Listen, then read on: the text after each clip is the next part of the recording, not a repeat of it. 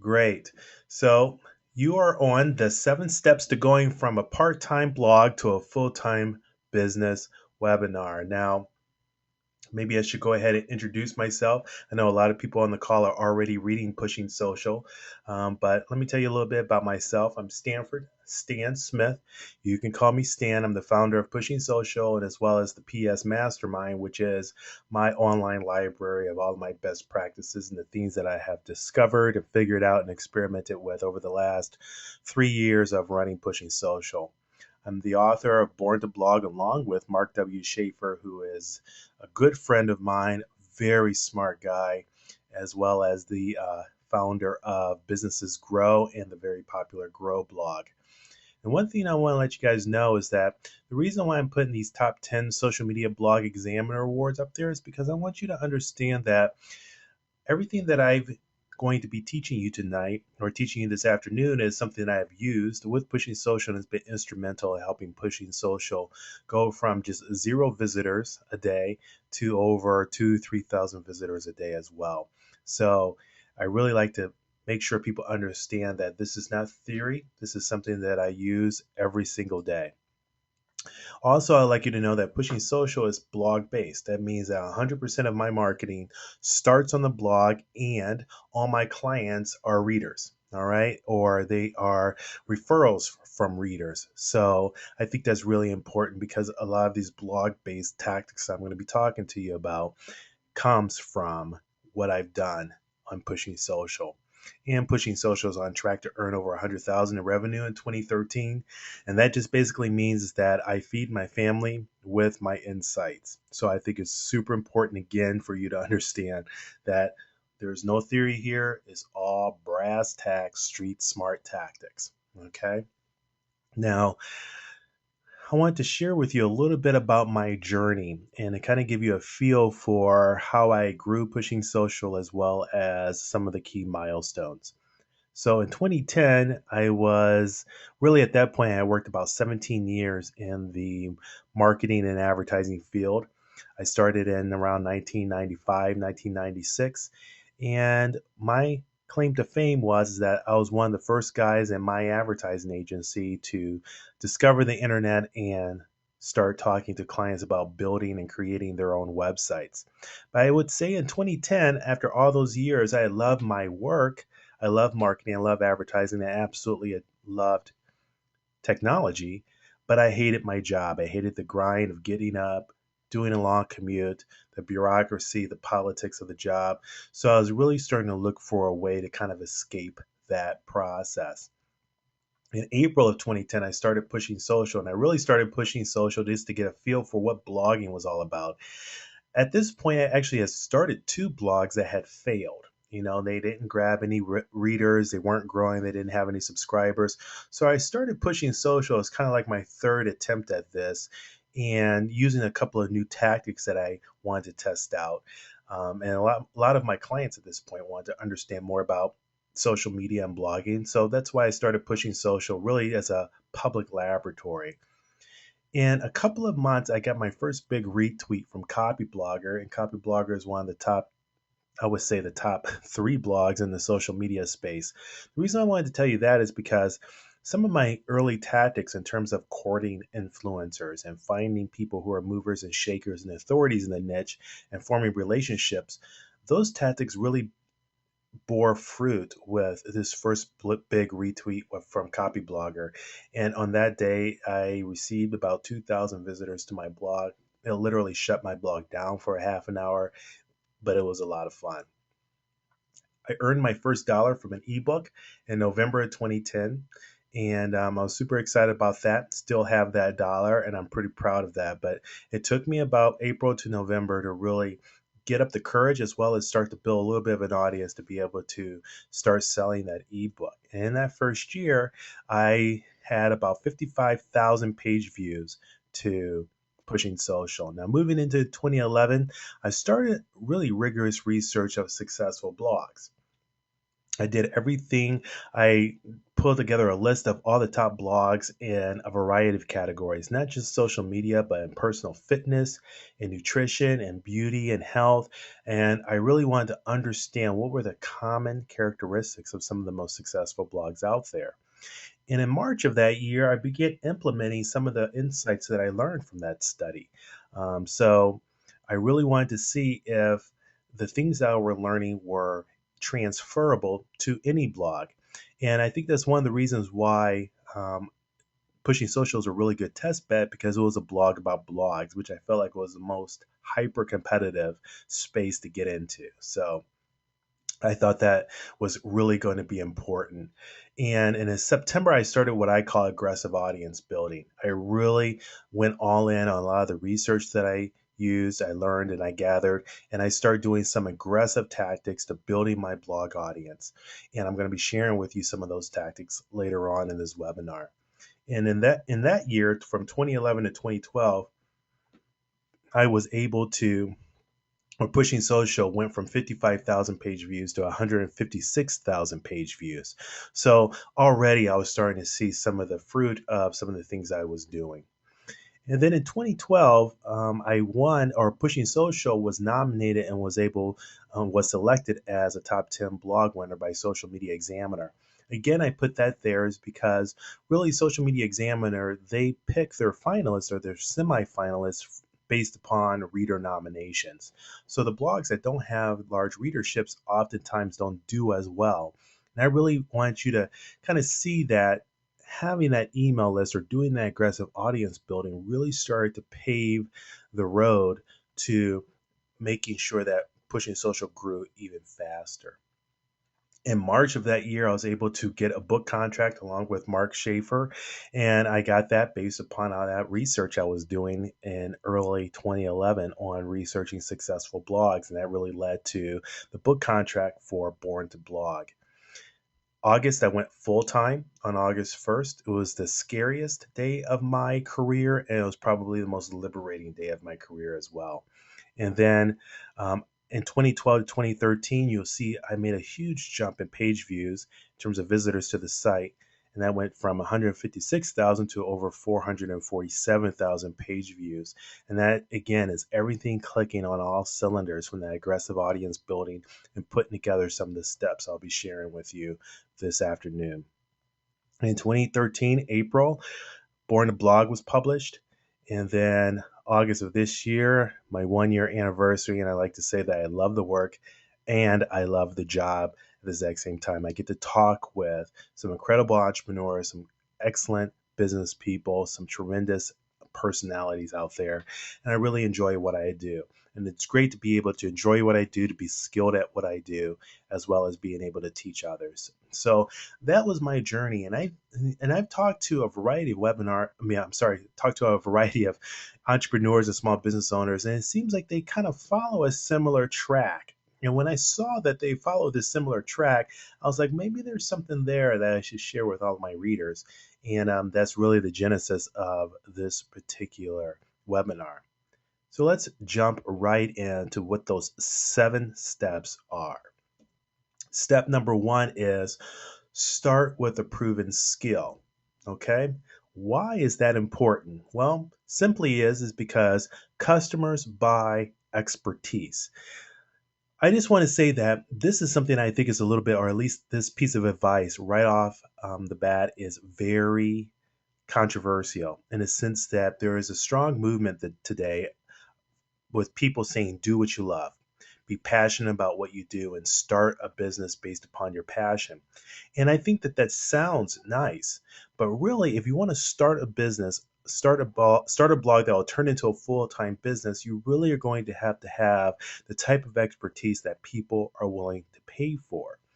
And if you don't have that expertise, you're going to find that beating the current experts in your niche will just take too long. I'm not saying it's impossible, but it may take longer than you have money or longer than you have in terms of savings in your bank account to kind of last out into your blog and your business actually starts to earn money. So I tell people start off with a proven skill.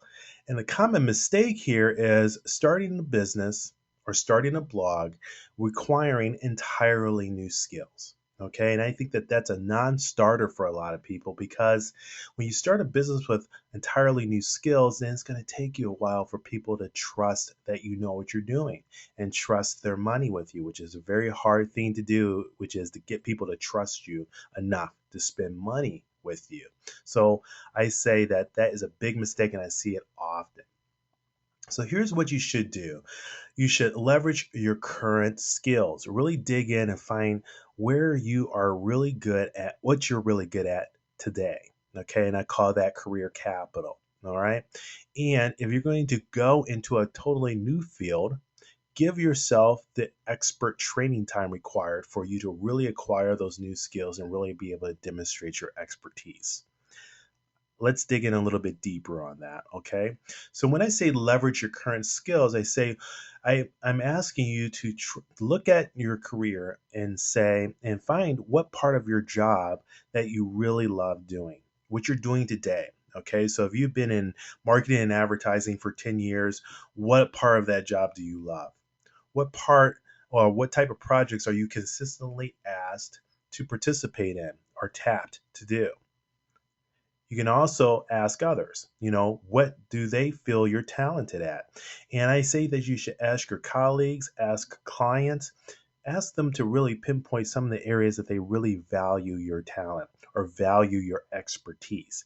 And usually that's a good roadmap to the specific thing that you're exceptionally talented at or exceptionally skilled at. And then you want to ask what duties consistently pop up on your resume. If you look at your resume and you see your last four positions, which bullet item and each one of those job descriptions seems to always end up there. And that's probably because the people who employed you for that particular skill. And you probably can take that skill and turn that into a successful blog and then turn that blog into a successful business where you're offering a product or a service. All right.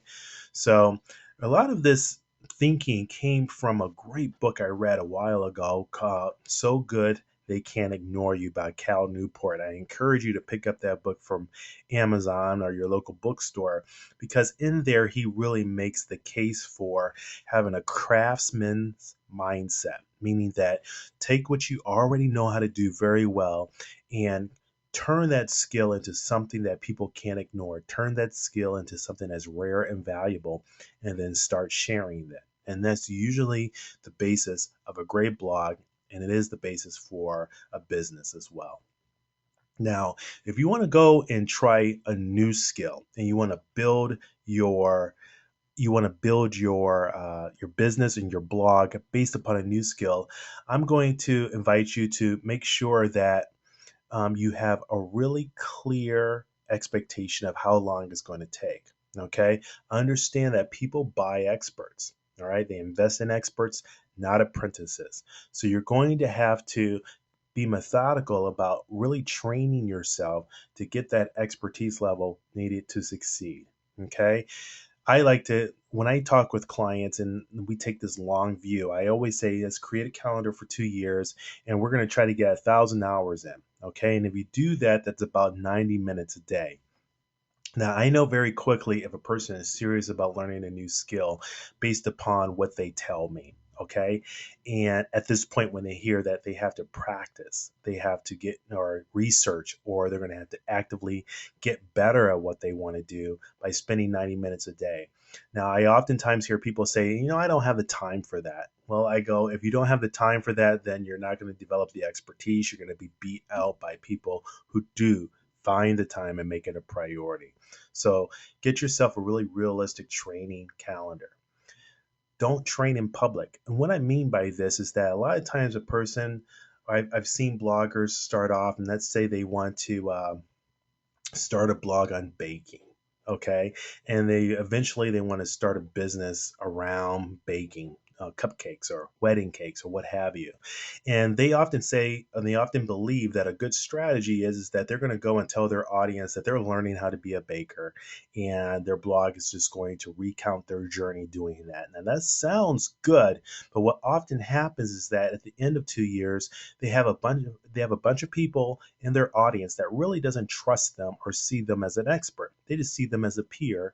So that audience is unlikely to pay for any services or pay for any courses or any information from that person. So don't train in public. Okay, this really undermines your credibility. If you're going to start a blog, share what you know, not what you're learning, so to speak. So I think that's an important piece.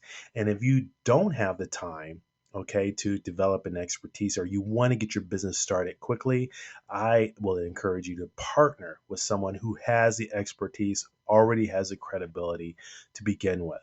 And this is one thing that I think is a high success tactic, okay? Finding someone who knows what you want to know and partnering with them, learning from them, and you guys are building the business together and building the blog together, sharing the duties of writing your blog posts and things like that. That's a great way of kind of accelerating your skill development. The second step is before you quit your job, before you start going on your, before you move from part-time to full-time, you want to make sure that you're quitting with an audience. And if you can remember back to my journey, you saw that I started pushing social when the blog had already kind of crossed this threshold of having 100,000 visitors a year at that point, and it was accelerating very quickly.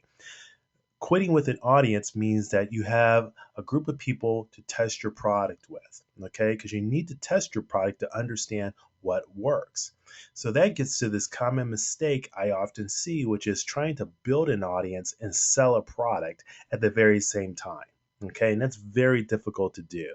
You like to be able to have built your audience of people who are looking forward to investing in you and in your business and buying your products and services. You'll like to have that audience there before you actually have to sell them something. Okay, so quit with an audience. And how you can go about doing this is, number one, that aggressive blogging. We're going to talk about that in just a second. Aggressive influencer courting, all right, getting serious about finding who has the audience in your niche and partnering with them or working with them to share the stage and to pull more people to your blog. All right. So let's dig in on this aggressive blogging piece. All right. So I still believe, and I think it's going to be the case for a little while to come, is that blogging is the fastest way to create an audience. All right. If you can go out and you can buy advertising or you can spend a lot of money on pay-per-click, but I'm going to tell you that the best way to get a good group of people who are genuinely interested in what you have to say is through blogging. Okay, but to make it work, you have to blog as much as you can at the highest quality that you can. Now I know that it's very popular these days to say things such as only blog when you have something to say. And I happen to believe that that's the stupidest advice that anyone can give. It is actually it's lethal advice when it comes to blogging. Okay. You have to train yourself to a level where you can really put out good quality blog posts and you can put them out in volume. Okay. Because that gives you more opportunities at bat. It gives you more opportunities to get noticed by influencer. It gets you more blog posts that get indexed in Google and starts attracting you qualified targeted traffic to your blog. Blog posts are your ambassadors to your audience. You need to put as many ambassadors out there as you can. Now, how you make that happen is that you get really good at living with a calendar. I have a calendar that's 3 months out of all the blog posts that I plan to write. Okay. And that calendar keeps me on schedule and constantly working at getting better at writing and getting better at the craft of social media and content marketing. You're going to need something similar for your niche. Also, you want to write every day and post 2 to 3 times a week. Now, writing every day, I think, is really important because it's part of that craftsman mindset that I talked about earlier. The more you write, the better you'll get. And you will start to write better posts very easily because you're going to start developing that skill. That's why I think writing every day is important.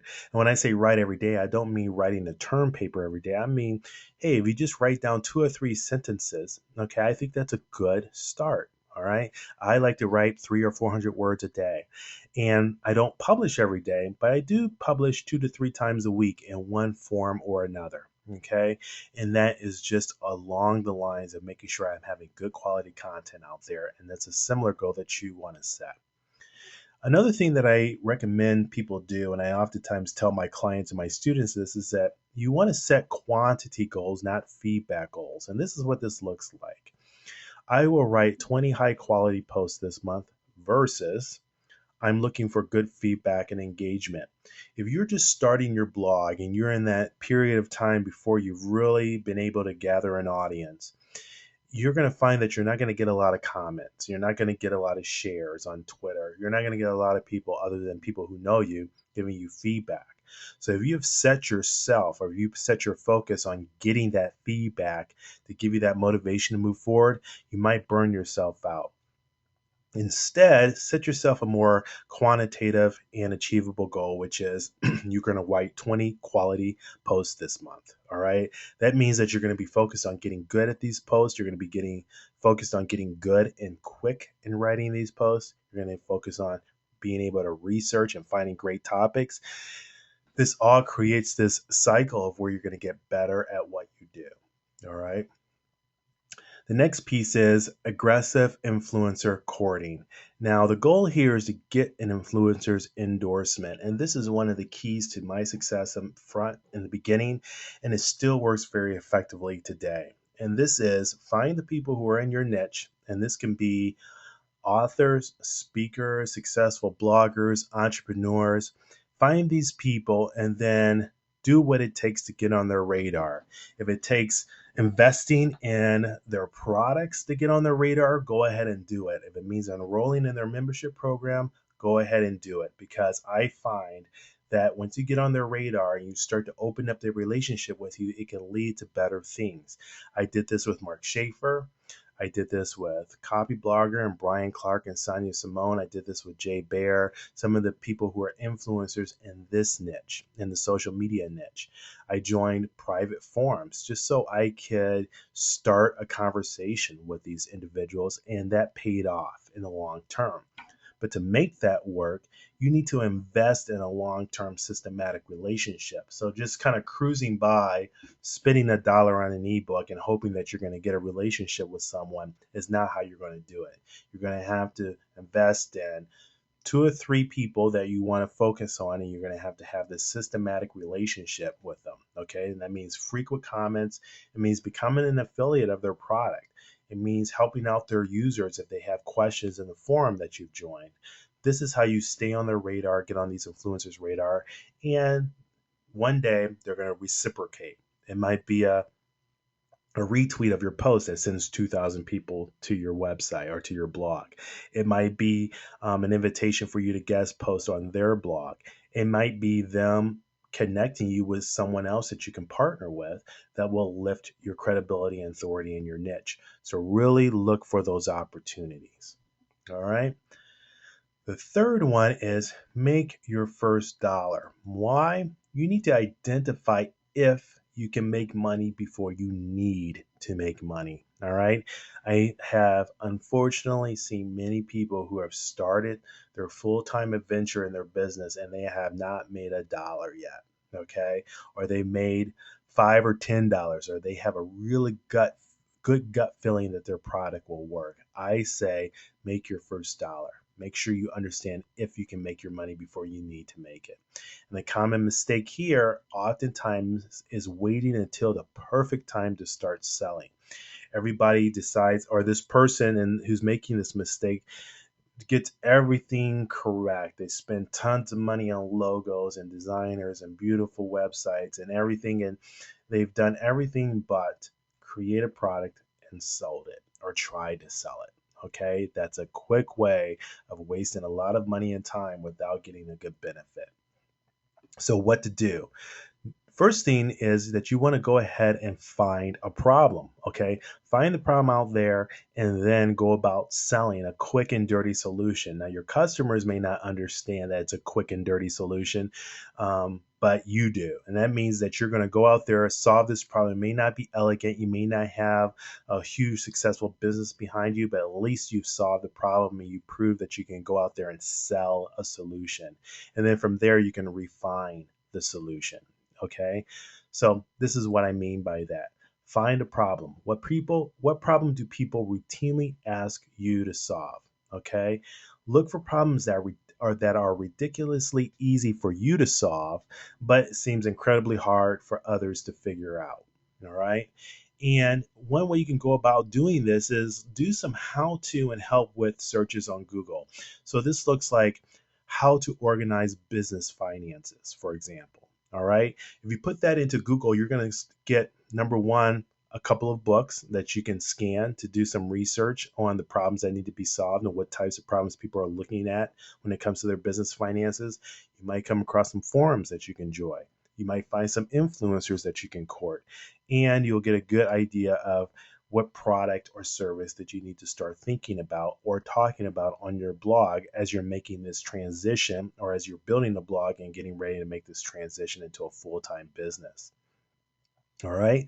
So the next piece is sell a quick and dirty solution. I'm a big believer in getting your first sell as quickly as you can. And then after you get your first sell, then you can create the business to deliver your services at scale and at volume and consistently after you get that first sell. A lot of people invest in creating the business first, and then they create a business and then they realize that they can't get that sale. All right. So you want to do it first way. You want to get your minimum viable product out there, get your sale, and then move from there. Here's an example.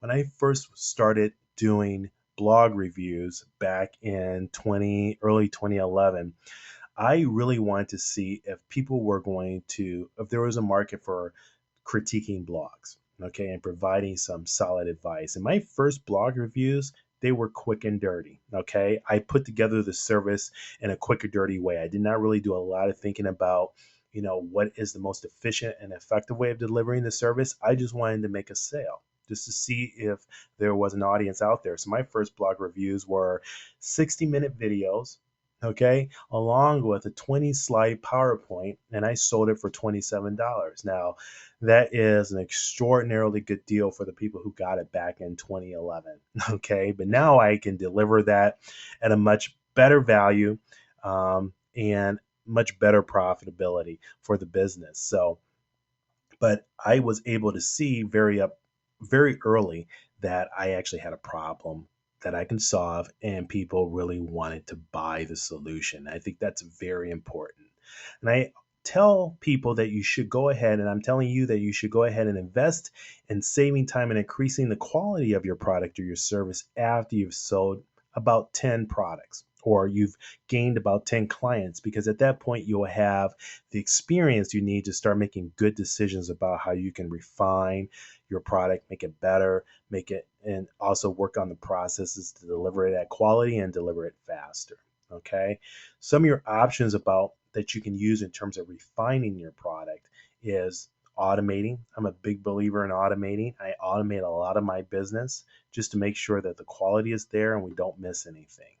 You can delegate to virtual assistants. There's some really great virtual assistants out there. If you are having troubles finding a good VA, let me know. I know a couple that are excellent at what they do. And you can systematize. You can create step-by-step checklists so you can go through those methodically and figure out how you're going about delivering your product. I use checklists for writing my blogs, checklists for promoting my blogs, checklists for new clients who come on board and what do I do with them. These are all important pieces to make sure I'm delivering a quality blog as well as delivering a quality product. All right. And you're going to have to look at that as well. Number 4, study your customer relentlessly. And this is probably the one area that most people just fail to do. Okay. The reason why is that customers have your income. Okay, they have your next paycheck when you are running a full-time business, and they are looking for and they need a really good reason to give it to you. And the only way you're going to come up with that reason is if you study their needs relentlessly. Okay, and the common mistake here is following your gut. I have heard this so many times, and I've sat in so many meetings with supposedly very smart people, and they make a lot of assumptions based upon their opinion and their gut without looking at the data. Okay, so don't do this. Right now, it is incredibly easy for you to go out there and get great research on your customers. It will save you money, it will make you money. Okay, so here's what you should do: find great forums. Find something that's called meetups, and I'll talk to you about that in just a second. Really leverage Twitter, Facebook, and LinkedIn. I work with a lot of people who work on a local level, and I have always thought that chambers of commerce and local areas are also good resources. So these are some good resources to finding your customer and starting to listen to them and start understanding their needs. Okay. So let me tell you how this works. And now I'll go ahead and build out this slide for you here. Okay. So, number one, in forums, you want to join and lurk on forums. Do a search on Google for your niche plus the word forum. You should start to get yourself a good list.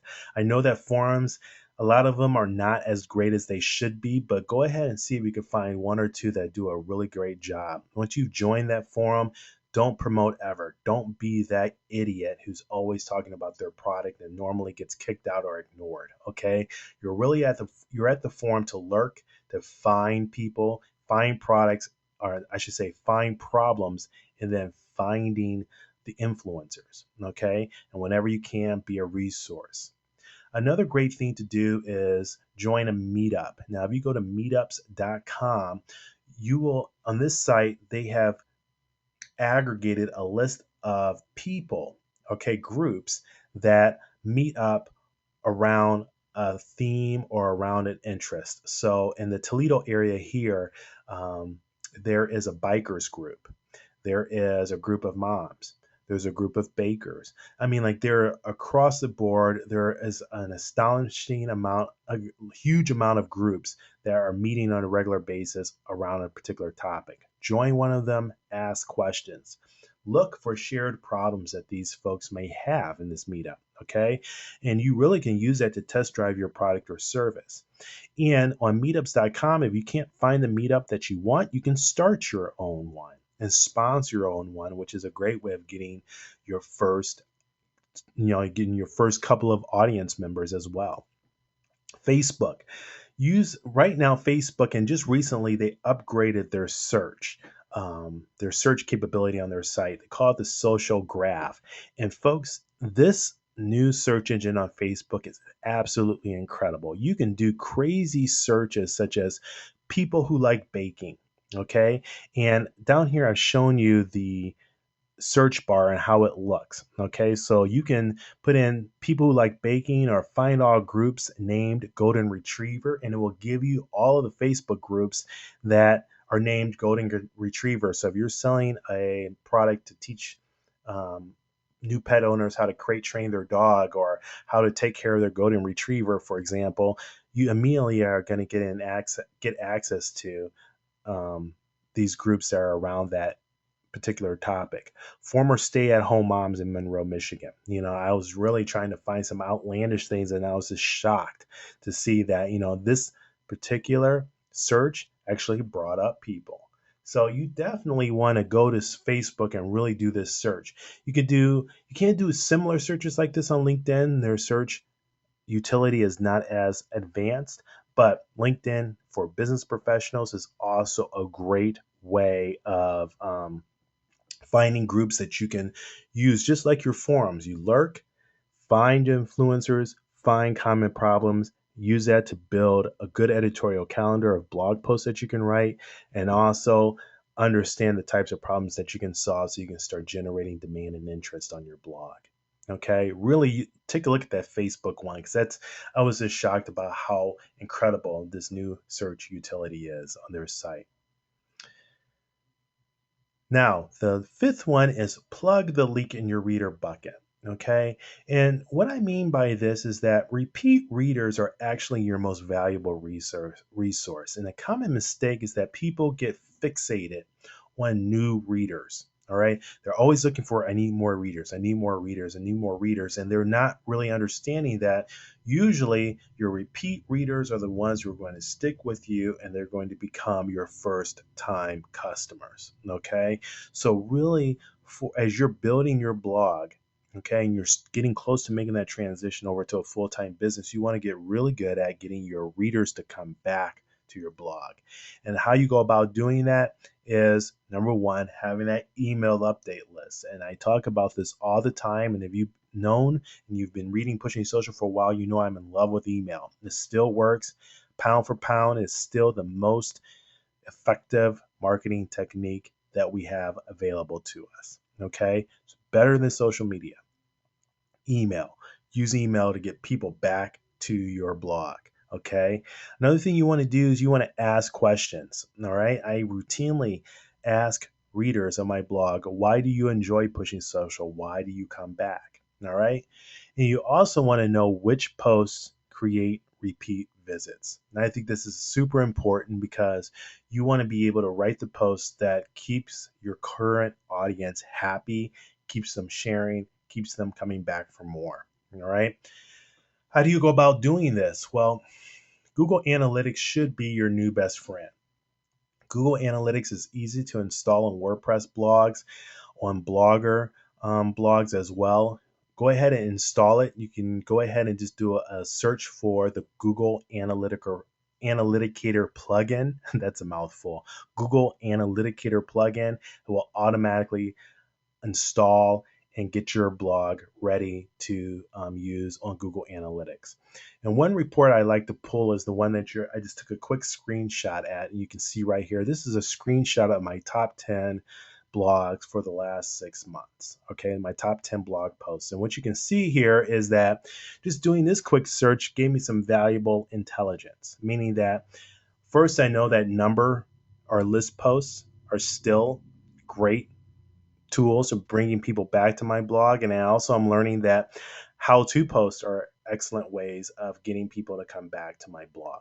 Okay, and this is all in just one report. This is incredible intelligence for creating good editorial calendars that get people to come back to your blog and continue to build your audience. All right, so Google Analytics is your new best friend.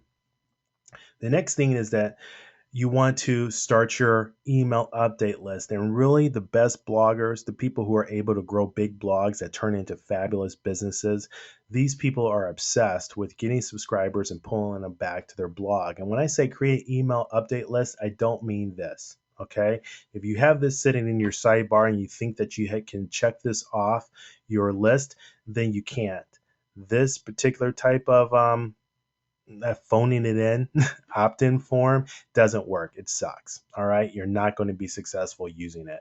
What you want to use is something along these lines. Number one is, let me go back to that. Push the button too quick.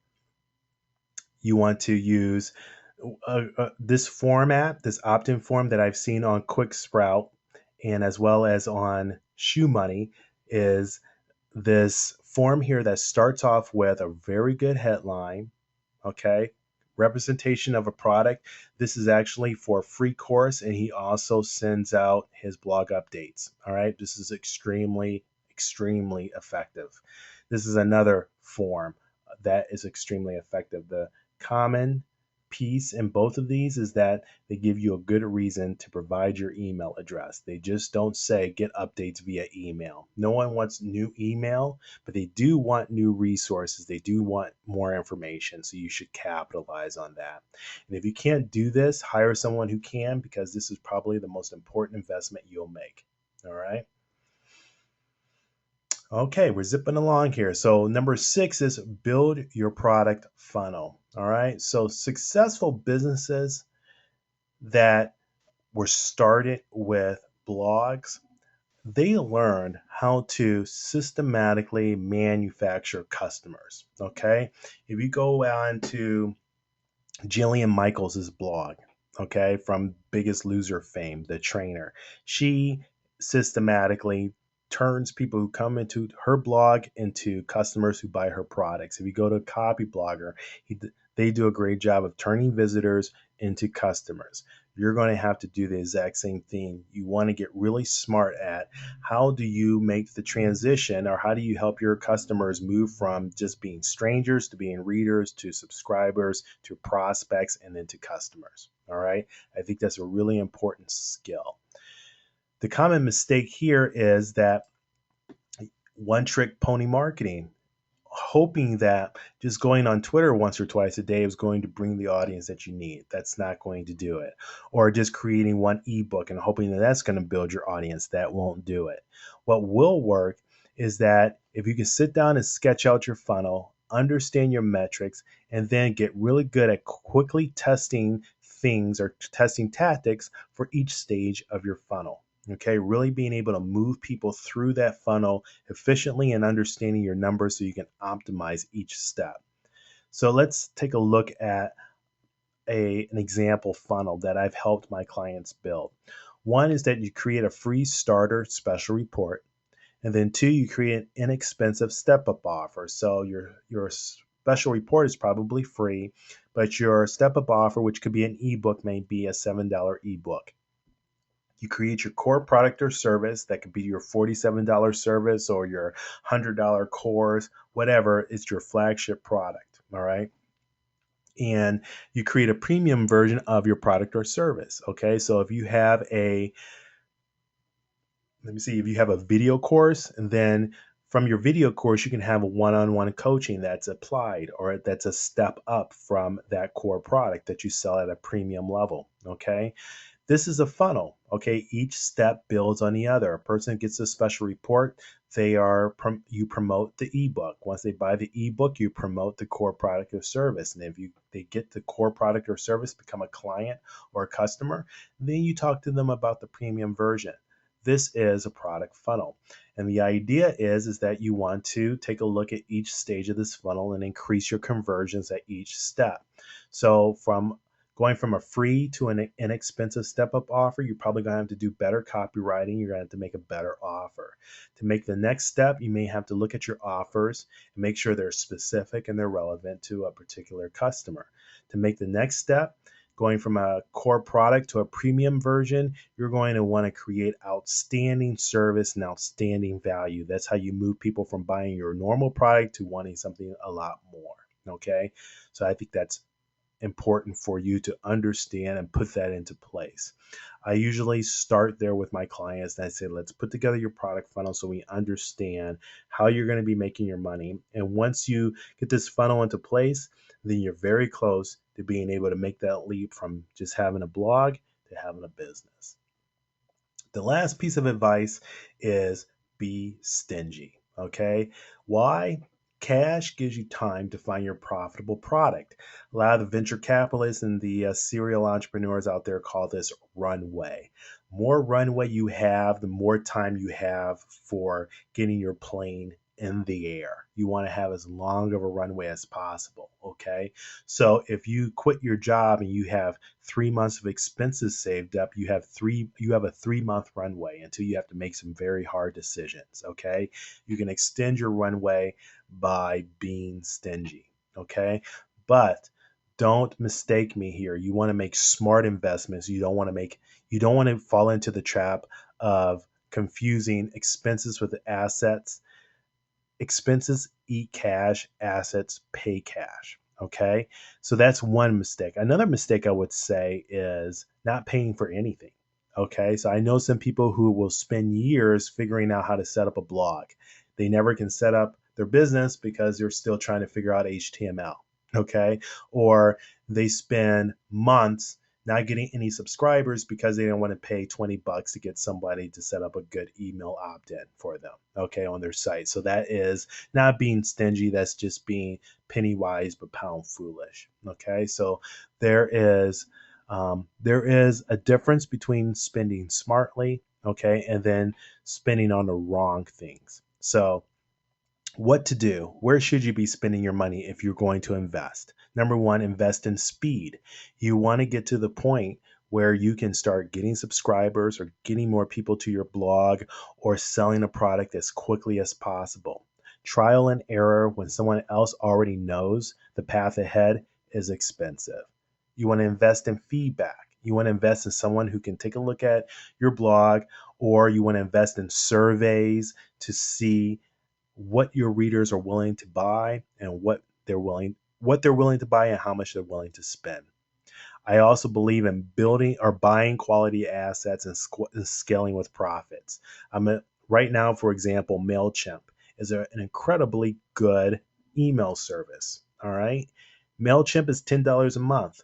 Now you can go and you can spend $100 a month on a Cadillac, okay, email service provider like Infusionsoft, but I think that if you buy that quality asset, which is MailChimp, then as your business grows, you can use your profits to scale up to more sophisticated versions or more sophisticated services that help you achieve your goals quicker and more effectively.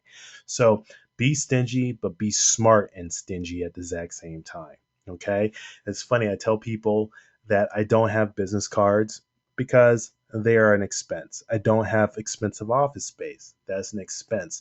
But I do have a very good email system. I do pay for very good coaching. And I think that's important. So that was number 7. So I've kind of zipped through those 7 steps there. And each one of these steps, if you do them, this is the exact path I took to taking my part-time blog and making it a full-time business. And I've seen the exact same 7-step pattern for the people I've worked with and the people I've had the pleasure of getting to know and to talk to them about their business. So that is the 7 steps.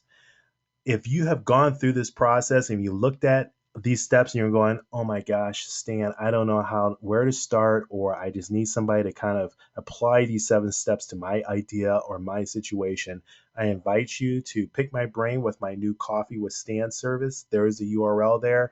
I would love to sit down with you and talk about it. I've actually already talked to a couple of people who were on last night's webinar, and I've been able to help them get clear on what their next steps are and help them evaluate how they can turn their part-time blog into a full-time business. So I'm happy to do that.